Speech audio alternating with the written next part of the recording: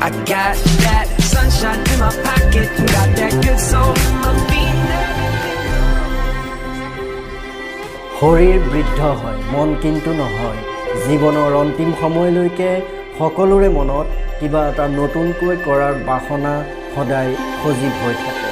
বয়সৰ সময়ত হঠাৎ কোনোজনে অসাধ্য সাধন কৰা আমি দেখি আহিছোঁ আৰু আচৰিত হৈছোঁ।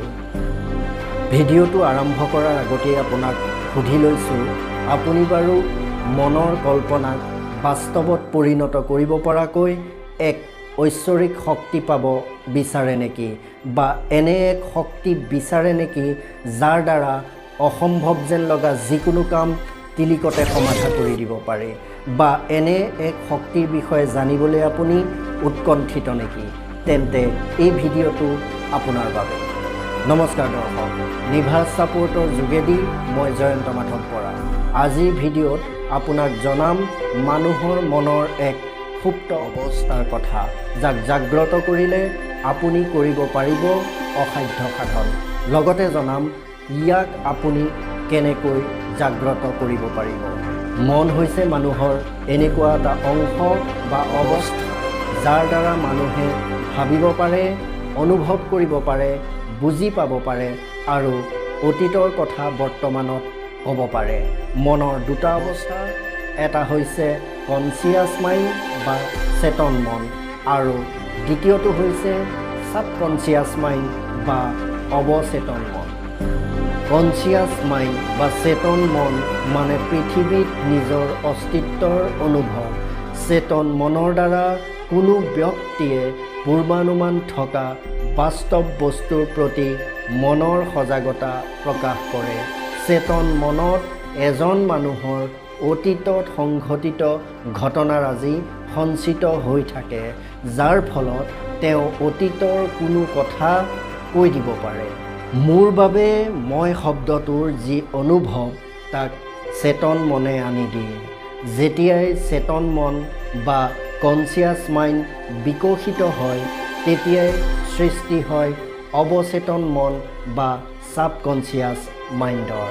ফলত অৱচেতন মনৰ অধিকাৰী ব্যক্তিজনে লাভ কৰে অলৌকিক ঐশ্বৰিক শক্তি। মানুহে কয় চেতন মন বা কনচিয়াছ মাইণ্ড মগজুত সৃষ্টি হয়। প্ৰকৃততে সেয়া হয় জানো?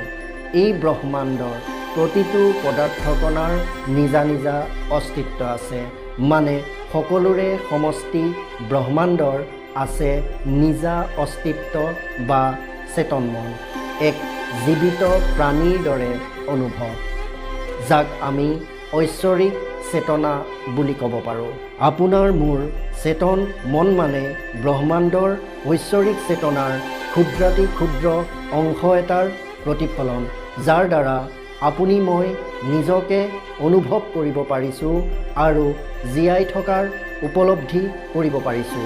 এই প্ৰতিফলনক যিমানেই বিকশিত কৰিব পাৰিব চেতন মনক অৱচেতন মনলৈ, তিমানেই ক্ৰমান্বয়ে পৰিৱৰ্তন কৰিব পাৰিব।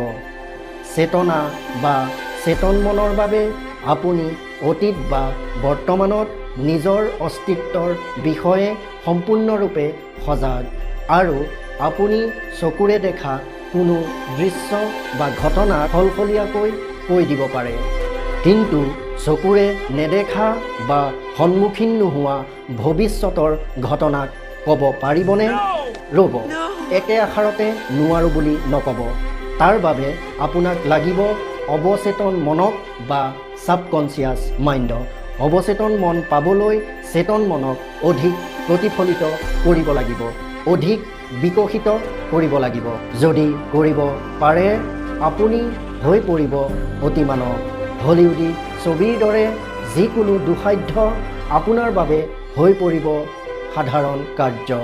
এজন মানুহক চুই চাই পঢ়ি পেলাব পাৰিব তেওঁৰ মনৰ সমস্ত তথ্য। মানসিক শক্তিৰে কৰিব পাৰিব যিকোনো বেমাৰ নিৰাময়। ভৱিষ্যত আপোনাৰ বাবে ভৱিষ্যত হৈ নাথাকি বৰ্তমানতে আপোনাৰ চকুত জিলিকি উঠিব ভৱিষ্যতৰ সমস্ত ৰহস্য। অৱচেতন মনক বা ছাবকনচিয়াছ মাইণ্ডক আপোনাৰ দেহত বিকশিত কৰিবলৈ বিচাৰে নেকি? অসম্ভৱ একেবাৰে নহয়। ইয়াৰ বাবে আপুনি কৰিব লাগিব ধ্যান। চেতন মনক কেন্দ্ৰীভূত কৰি এক পৰমাত্মাৰ প্ৰতি নিজকে বিসৰ্জিত কৰা এক ঐশ্বৰিক ধ্যান।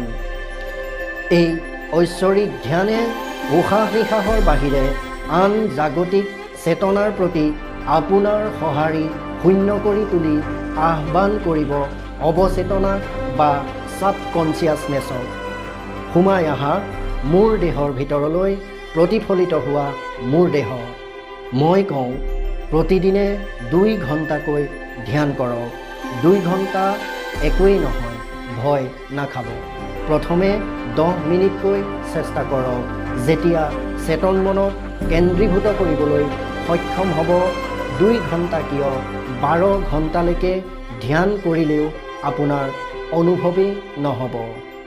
ছাবকনচিয়াছ মাইণ্ড বা অৱচেতন মনক জাগ্ৰত কৰিবলৈ আন এক উত্তম উপায় হ'ল অস্তিত্বৰ উপলব্ধি।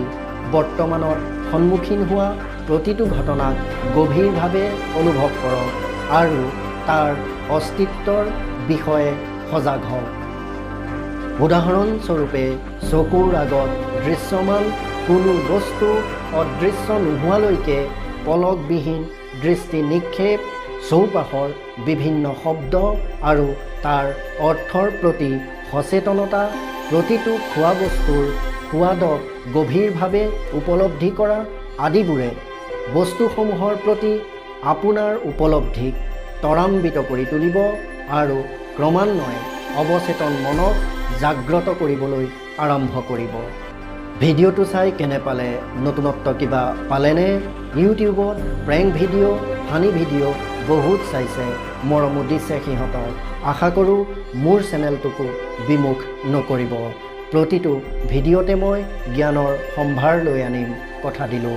শেষত কওঁ, লাইক, ছাবস্ক্ৰাইব আৰু শ্বেয়াৰ কৰি বেল আইকনটো টিপি থ'ব। ধন্যবাদ।